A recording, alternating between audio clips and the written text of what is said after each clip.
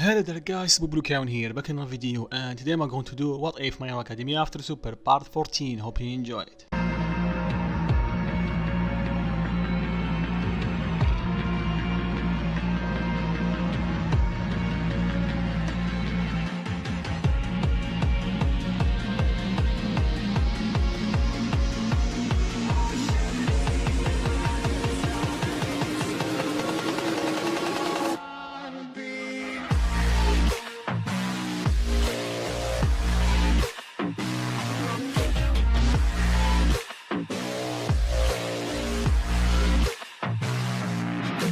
So in last part it covered the aftermath of Deku tapping in Super Saiyan Rage and him killing All For One, but All For One did survive, but Deku didn't know that, so let's continue with that, okay? And Deku forgave Baku of what he did all these years back. Then Baku got on his knees and asked Kami to train him, but Kami instead took him to Piccolo to train him because Piccolo is much better teacher than Kami. And I think that's it for the summary. Let's begin. So now we are in the dorms. Everybody is getting used to their new lives. Then they ask, where is Bakugo? All Might tell them that he's with a friend of Kami, so don't worry about him. He's training. Upon hearing that, Todoroki asks the big question to Deku. Can we all use that key stuff that you use? Deku not tell yes, all of us can use it. Everybody was surprised. Then Todoroki asked him, can you train me how to use it? Deku tell him sure, but remember, it's very difficult to use your key and it take a bit time to learn how to jack it out from inside your body, so are you sure? Todoroki not tell him please. Deku tell him sure, then the rest of the class follow him. They go to the training field, then Deku show him how to tap in their key, the same way Gohan showed it to Videl. Everybody try their best and they keep doing it for like 20 days, and the reason I make him 20 days because I'm pretty sure none of them have an experience in martial arts, so unlike Vidal, they have to learn it from scratch. Give them only 20 days to train how to use their key is pronounced mindly, so let's continue our story. During these 20 days, Class 1A have it easy on them because Deku is a soft trainer or teacher. Even Aizawa join in because Deku tell him please join in because he don't want him to see him again hurt like in USJ. Aizawa elected agreed and they start training, or basically Deku and Bran start training, basically flirting. Oraka got a big jazz over that, but she's getting used to it. So now let's switch back to Bakugo, and boy oh boy, he have it rough. If you guys did watch the early episode from Dragon Ball Z, you know how rough Piccolo is. And loudmouth like Bakugo with Piccolo, ouch, he will become in some pain. Some pain. So Bakugo training consider of him getting beat up every day by Piccolo. Sure, there is some meditation in between, but mostly physical training and no quirks. And because of Piccolo hard training method, let's say Bakugo learned how to use his ki in 15 days. 5 days less than the other classmate. And he learned how to respect some people that is stronger than him. After getting beat up by Deku and now Piccolo, yeah, he's a bit more, what am I going to say, tamed, I believe. Sorry guys, my English is a bit bad, Let's continue with that. So, nothing happened. Everybody continued their training, they learned how to sense ki. So now everybody can sense how much strong is Deku and Bara and All Might compared to them. And they learn how to fly. For not long distance, but nonetheless they can fly. So the one who benefit more of ki training are Aoyama, because ki enhance your physical abilities. So when he uses his laser, it don't hurt him as much as he used to. Same for Oraka. And Kirishima, his hardened ability get amplified even more because of ki. Not by a large amount because they are less than a month into the training, but nonetheless they are improving. So now let's say time skip a month. Everyone get a bit used to flying using their quirks. Ida have it a bit hard because his pro burst is a bit hard to control in the air, but he haven't used to it. Momo because of her Admo because of ki control, or basically the amount of ki inside the body is more than her original counterpart. She can create more items from her body. So now let's switch back to Bakugo a bit. His normal routine is basically getting up in the early morning, feeding himself because Piccolo, meditating, then training, then more meditating, then more training until he exhausted. But today Piccolo tell him it's a bit different. Piccolo ask him what is the real reason you want to become strong. I know you don't want to be weak, but why? Bakugo explained that he have an old acquaintance that is stronger than him, and he said that he is Saiyan. And immediately Piccolo explode in laughter. Bakugo tell him why are you laughing? Piccolo tell him here's some advice kid, never compare yourself to a Saiyan. These people are literally monsters in fighting. They are literally a race born to fight. Trust me, you can't defeat them. Maybe you can once, but if you don't kill them, you're done. You're just done, trust me. Baku cursing everything because right now even his master tell him he's not matched to Deku. Then Piccolo tell him, don't lose hope just yet. There is a way for you to get even more stronger in a short period of time. But I have one condition. Whatever you see or hear, you stay between us. Got it, kid? Baku stays silent, then he nod. Then Piccolo take telepathy to Kami. Kami come to them and he tell them, it's time Piccolo. Piccolo nod. Kami put his hand on Piccolo and Bakugo and they teleport to Namek. Bakugo is shocked. He never see this place before. He asks where they are. Piccolo explained his home world is Namek. They are not on Earth right now. Bakugo is speechless. We are in space right now? Piccolo tell him, yeah, basically. Follow me, kid. Then Kami dismisses himself back to the lookout. Piccolo and Bakugo fly a bit to the house of the Grand Elder. When they arrive, the Grand Elder welcomes them. He knows who is Piccolo. Then he asks him, who is this with you? Piccolo asks him who is Bakugo. Then Elder tell him, yes, I can sense a great power deep inside of you, but there is something else. There is like pain and hatred. Or the device, kid. These two feelings never make the person more stronger. It's only make them even more miserable than what he was. So I'm going to unlock your potential or part of it because I can't tap it in full of it. Just make sure that this power don't go to your head. And always remember, even if unlocked all your potential, there is still room to grow even more. Come here.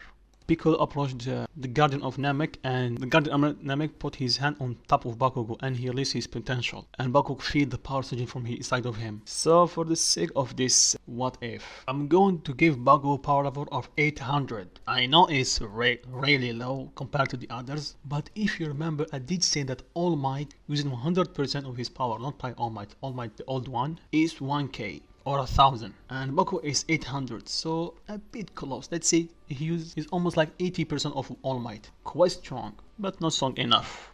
And yes, his explosion is even stronger because of his potential unleash. Then Bakugo, well, he did this.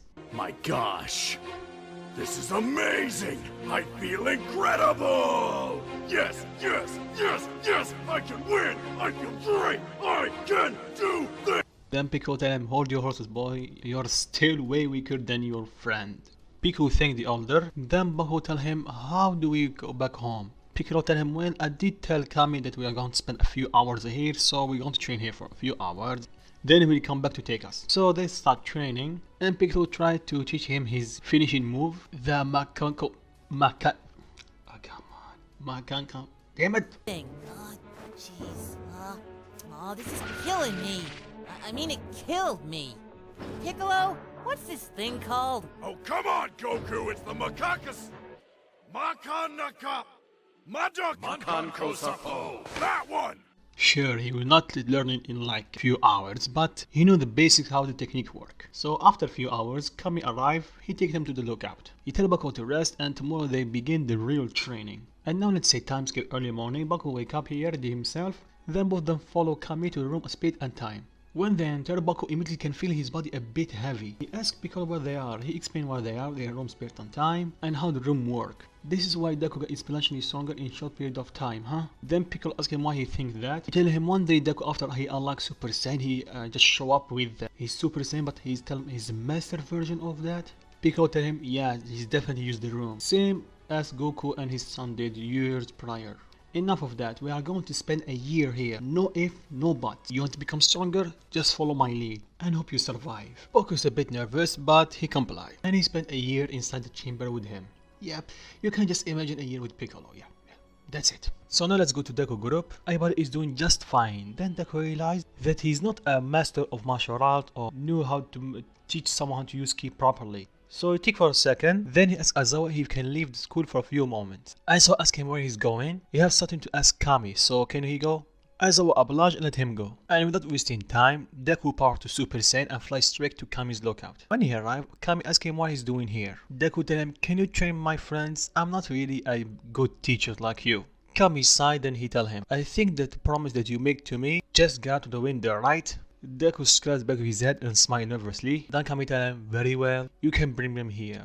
Deku thank him, then he tell him, Kami, 1 second, I completely forgot to tell you about this. What are Dragon Balls? Kami asked him, how do you know about them? Deku explained that Vegeta tell him about them and the whole story about that.